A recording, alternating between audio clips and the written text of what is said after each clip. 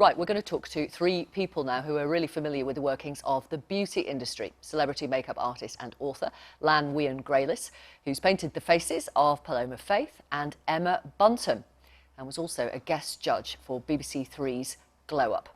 Also with us, Benicia Boateng, a celebrity makeup artist and influencer who works with several Love Island stars, including this year's winner, Amber Gill, and also owns her own studio in East London. And employment lawyer Karen Jackson, managing director of the firm didlaw, who specialises in employment and discrimination cases and has handled hundreds of cases of unfair dismissal and bullying within the industry.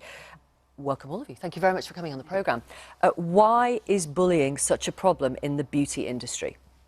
I mean, we talked about this earlier, and I think something to do with the fact that it is an industry that is about glamour, and I think it's quite an intense industry. It's an industry that lots of people want to work in. It can be quite catty. I mean, speak to the people that have been in that industry and will know better about that than me, but it seems to be a very sort of dog-eat-dog environment, and there seems to be quite a lot of, I mean, the film shows the extent of unlawful discrimination and just bad behaviour going on. We'll talk to you in a moment, Karen, about some of the cases that you've handled. Why do you think it's so toxic? I think, like Karen said, it is all about beauty and it's all about looking a certain way. And I think for me, being a black makeup artist, it's been a little bit of a struggle, especially in the beginning of my journey, just because people judge you based off what you look like. And so if I turn up on set and I didn't look like any of the girls I was doing, if they were like very light-skinned, they maybe won't believe that I would be able to make them look great. But I was literally trained to do makeup on all skin. So that was quite a struggle in the beginning. Why do you think there's such bitchiness, there's such... I mean, bitchiness and name-calling on one end of the spectrum and psychological abuse, mental abuse on the other end, Lan? I mean, I came in from a different angle, self-taught. I fell into it. I never set out to be a makeup artist, so going in quite, like, a bit naive to the industry, I suppose. And what I felt was it was quite saturated, and I guess maybe that played a part on people feeling a bit threatened. By you? Maybe, because, you know, from my experience, you know, I had some rumours and things said about me, and I just went to the source and nipped it in the bud. You know, I didn't take it personally, but it does it does sit in the back of your mind, and it is quite hurtful because, you know, when you're just trying to do your job, and I absolutely love my job, it's quite difficult when you have to face those things, and I've been through it. As an employment lawyer who specialises in discrimination, tell us about some of the really horrific examples that you have come across, Karen, with discrimination. Yeah, I mean, you know, just bad behaviour at work and discrimination. I mean, the film referenced returning to work after pregnancy and being treated badly. We know that 77% of women coming back to work after pregnancy are subjected to unlawful treatment. It's astonishing. But is it any more acute in the beauty industry? I mean, there's one example I think you have of a woman who was going through IVF, and she tell our audience what she said to her bosses. Yeah, I mean, so this was somebody who told her boss that she was about to undergo IVF treatment. She wasn't pregnant at that point, and her boss came to her with a settlement agreement and said, "I think you need to leave," because there was that perception that if she was going to have a baby, she's taking her eye off the job, and she was no longer going to be in the industry. I mean, some of the cases I have dealt with are even more severe than that. Somebody who was disciplined for not turning up for work, the reason being that he was in a coma, but the employer still persisted in disciplining him. So, seriously? I mean, seriously. I mean, I'm a litigator, so I see all the bad stuff, but what I can say is that what we're seeing in the beauty industry is reflective of what's going on elsewhere, and there are huge problems with bullying at work. I suppose one of the psychological damage. One of the differences is in this sector is there's no recognised or dedicated union. Yeah. So I mean, you referenced earlier, Benicia, that people perhaps looked at you because you had a different colour skin to them, thinking that you weren't up to the job. Where would you go if you wanted some help with that, some advice, some protection? I literally, of course, I'm like yourself, Lan, I'm self-taught. So for me, I just didn't really understand so much what to do. I didn't know what the union was or how would I deal with feeling like, you know, I'm being mistreated at work. One thing I did try and do was, you know, persevere and do makeup to the best of my ability. And if someone didn't trust me, I made sure that they looked better than everyone else. And so they understood that I was just as good.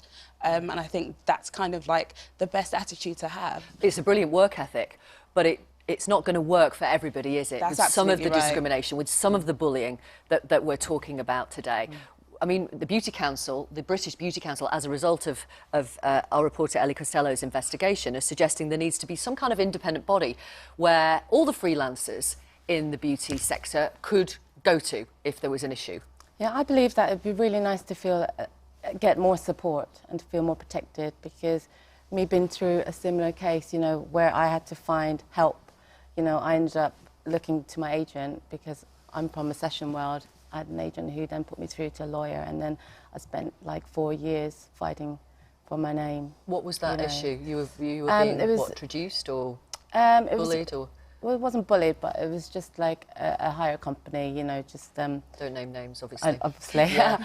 Just that, just doing something that was like trying to take my name, and I felt it was a physical, mental bullying, because emotionally, like for 4 years, you know, I had one of the, you know, great lawyers, and what they said to me was the biggest way of working is, you know, is to put kindness, be more successful, keep fighting, because at the end of the day, if you're talented, you'll get through. And, you know, that sort of... Again, that's the hope. That's the That hope. was the But hope, yeah, it doesn't always mean that happens. And I mean, I'm struck by the way you're... Both of you who are in this industry are talking, look, this stuff happens, but if you work hard, you'll get through it. Actually, it shouldn't be accepted, should it? Absolutely right. You shouldn't even have to deal with it. These are issues you should not have to deal with. And I think I'm so happy that there's finally been light shone on this. Yeah. However, when you're in there and you're just trying to hustle and make it, and this is my passion, I absolutely love makeup. I think I'd do it for free if I wasn't getting paid for it. And I think it's that passion that pushes you to just persevere and think, you know, whatever the case is, you're still going to push to do it. But like you said, not everyone's going to be like me, and not everyone's going to be strong enough to, you know, push against all the odds. So, you know, we really do need to speak up for the people that probably can't speak up for themselves. Yeah. I think it probably perpetuates the problem, because you're in an industry, you've worked really hard to get there, you want to stay there, you know that if you make a noise, if you make a complaint, the person who you might be complaining about has the power to eliminate you from that industry. So there is this culture of sort of hush-up. I mean, it's a shame there isn't a union, and the lady in the film referenced the government doing something. I don't agree with that at all. Employers should be doing something. Well, the Department for Business said, look, if you've got an issue, take your boss to an employment tribunal, which makes it sound very, very straightforward and cheap, and it's not necessarily the case, as you would know as a lawyer. Absolutely. You know, it's an access to justice problem. I mean, every single person that gets bullied at work doesn't necessarily have an employment tribunal case, and that isn't necessarily a solution, especially if you want to keep your job. But employers should be looking at their cultures and saying, you know, what's going on here? I had a case where I was against the same employer, a brand, several times about the same person who was bullying multiple different people. And I said to the HR, when are you going to do something about this person? Because I'm just going to keep taking money from you every time this person mistreats somebody. But that person was left untouched. You know, these people need to be weeded out. Yeah. You shouldn't have to deal with any of this. I completely agree. And I think in my case as well, one thing that's happened to me more than 2 occasions now is being underpaid and, you know, speaking up about that and literally losing my job. Absolutely. And just like going on Instagram and seeing somebody else like doing the job that I've worked really hard to try and get. Because they can find someone else and do it, and who will accept it. Or finding out that I'm on set with other, you know, white makeup artists who are actually getting paid way more than I am.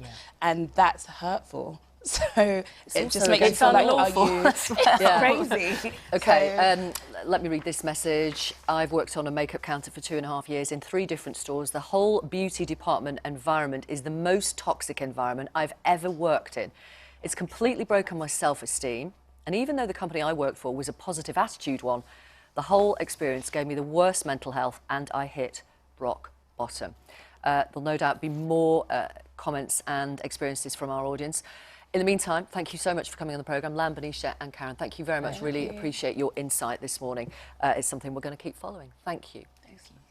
Yes, so if you do want to get in touch with us about that, if you have been affected by bullying and discrimination in the makeup industry, send us an email, victoria@bbc.co.uk, messages on Twitter, and we're on Facebook.